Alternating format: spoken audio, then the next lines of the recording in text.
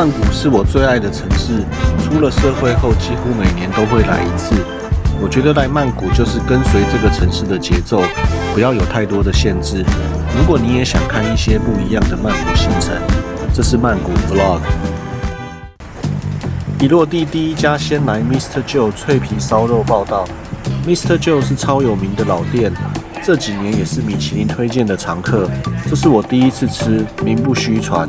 烧肉的皮超脆，肉非常厚实却软嫩多汁，价格也很便宜，一份才80块，一个人点一份吃真的很爽。桂条汤当然不能跟诚意来比，不过它可以自由选择3种猪内脏，用来搭配着烧肉吃，算是很足够了。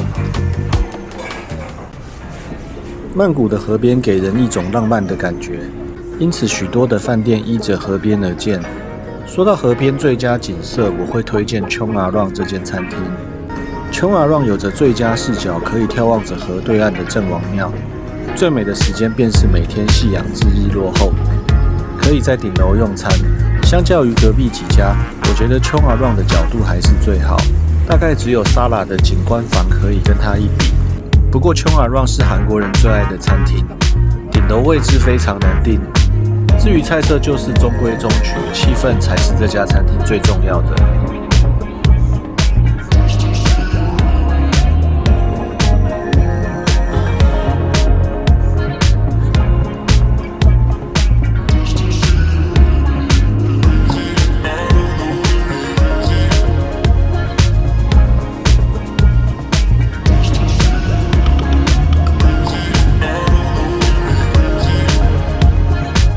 因为我们有很多行程是在河边，所以第一个晚上我们是住在 Sadio Hotel Riverside。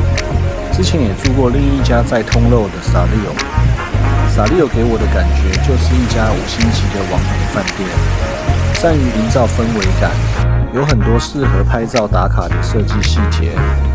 大概4000到5000块的房费，算是性价比很高的饭店。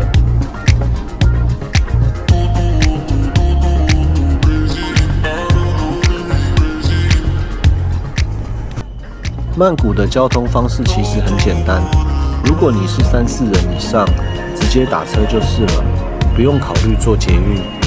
捷运通常是我在交通尖峰时间才会考虑的方式。捷运坐6、7站，一个人的车资就要47块。如果是 Bolt 这样的距离，应该都不用200块，更不用消耗体力从捷运站走到目的地或饭店。对于喜欢行程排很满的人，这也是相当节省体力的方式，当然也减少吵架发生的机会。捷运不多的好处就是冷气很冷，然后现在买票可以使用 Line Pay 付款，不用像以前要准备一堆零钱。嘟嘟车其实是本地人都不会搭的，都是给外国人体验风土民情用的，价钱最贵，虽然可以讨价还价。像上面提到 Bolt 约200块车资的距离，嘟嘟车大概会要400到500块，不过搭起来真的很有趣，尤其是晚上，车上装饰的灯饰，还有很吵的排气管声浪，迎面而来的热风混合着汽车废气，真的是浓浓的异国风情。摩的，也就是摩托计程车，在路边有看到很多摩托车司机穿着橘色背心就是了，这也是本地人大多选择的交通方式，可以路边叫，用 Grab 或 Bolt 叫都可以，通常都是在交通尖峰期间最适合，或是完成最后1里路。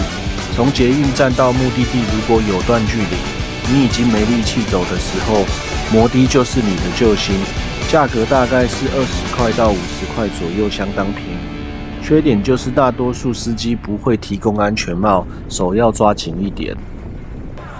诚意桂条在中国城耀华丽路的名店，每到了用餐时间都是大排长龙，建议可以在下午3、4点来吃。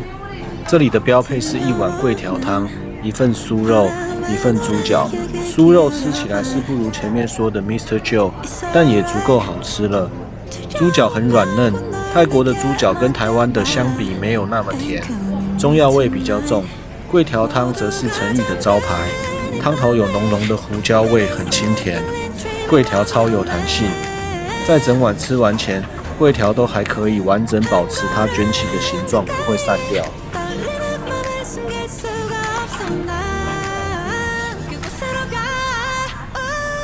曼谷最有名的泰北面非昂通莫属，它门口挂着连续几年的米其林推荐。上次吃的时候是好几年前，还是在附近停车场旁的小摊贩。现在已经有了自己的店面，而且新增了许多菜色。泰北面 khao soi 就是用黄咖喱跟椰奶组成的汤面，面是用黄色的鸡蛋面。通常上面会放一只鸡腿，加上一些炸过的鸡蛋面，这是最经典的组合。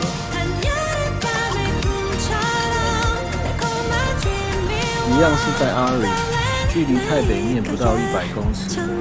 这家玛丽旺泰式甜点摊是我看泰国小软才知道的。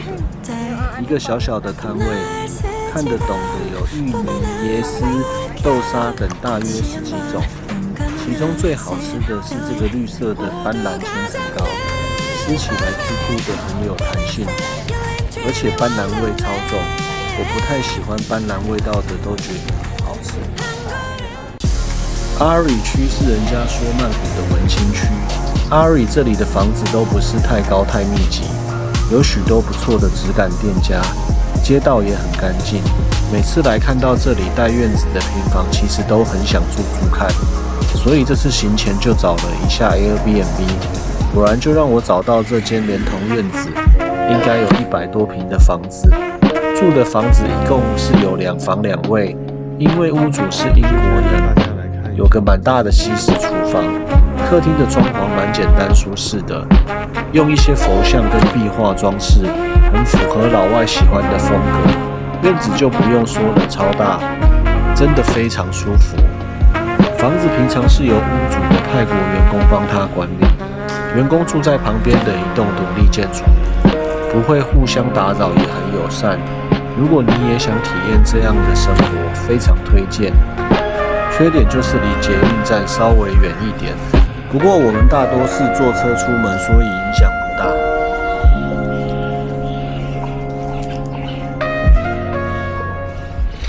J5 志姐，这位泰国传奇米其林大厨，他的事迹就不多说了。店里的座位有限，每天上午9点开始发放号码牌，但通常你要第一轮入座，建议你6点就要来排队。如果9点多才来，中午的时段基本上是吃不到了。看过无数的人败兴而归，我们是第2轮，1点多入座。入座后等了约45分钟才上菜。这里的菜色不多，我们队点了最有名的蟹肉 omelette、醉鬼炒盘泰跟炒大虾。J5 使用非常好、非常新鲜的食材，烹调手法很精致，而且它使用的锅子有很浓厚的锅气，才能让看起来简单的热炒这么好吃。在取得号码牌之后，少则要等1-2小时，多则要等3-4小时。如果你想要来吃的话，建议这天不要排其他行程了。这附近有一些小吃摊，可以先去吃一些填饱肚子。不饿的话，附近200公尺内也还有 Mother Roaster、Roots 这2家不错的咖啡厅可以坐坐。位在松瓦的牛面王也是人气店家，本来只是来这里喝咖啡，刚好肚子有点饿，想说进来试试，没想到有点被惊艳到。牛面王的面有分汤面跟干面，虽然它的汤头是红烧，不过泰国的红烧可能是没加豆瓣酱，所以汤头其实跟台湾的清炖差不多，只是颜色稍微深一点。牛面王的汤头很清甜，牛肉跟牛筋都很嫩，还可以加点牛舌或其他肉类，口味跟通肉的老店郭延宗完全不同。如果不习惯重口味的，可以来试试。米其林2星餐厅 Shureen 开在蛮安静的住宅区内，建筑物有种满热带植物的院子。Shureen 是 Fine Dining 里面比较少见的德国餐厅。我以为德国餐厅的菜会比较粗糙，分量比较大，其实并没有，一样是非常精致的。不过德国餐厅没有提供比较好的生啤酒，这是比较可惜的。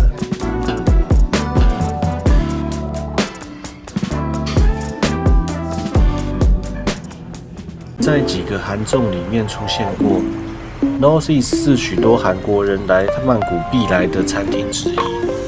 门口坐着排队的几乎都是韩国人。来 Northeast 必点的就是这个超大杯的西瓜冰沙。天气热的时候来一杯真的非常消暑。这里的菜色比较迎合外国人，大多数的菜色都不会远离我们对于泰国菜的想象。不吃辣的或带长辈来都很适合，价钱还很便宜。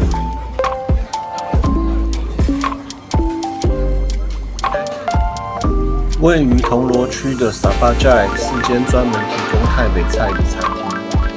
铜锣有很多日本人居住在此，店里几乎也都是日本人在用餐，所以不太需要担心它的品质与卫生。第一次来 Sabajai 好像是12年前。当时还只是一个路边搭的棚子而已，应该有吃超过10次了。我来这里必点它的烤鸡跟柠檬鱼，基本上什么都好吃，不太会有出错的料理。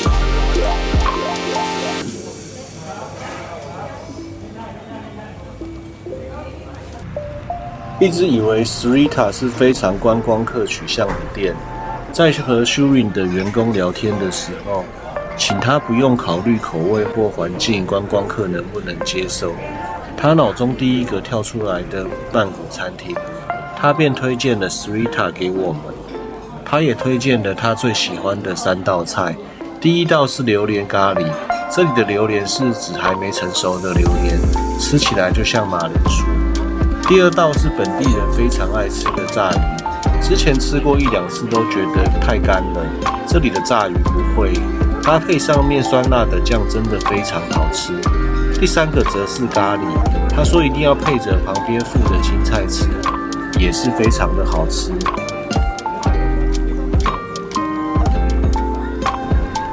最后我们回到了机场，大家都知道机场的食物大都是又贵又难吃。这里告诉大家，在素万那普机场的1楼有一个 Magic Food Court， 这本来是给在机场工作的人吃的员工餐厅，后来被发现了以后，就成为游客最后有机会吃到便宜泰国食物的地方。虽然食物品质普普通通，不过能在离开泰国前再吃一次当地的便宜食物也很满足了。好咯，这一集就这样结束了，下集内容会是咖啡店、酒吧跟按摩，敬请期待咯。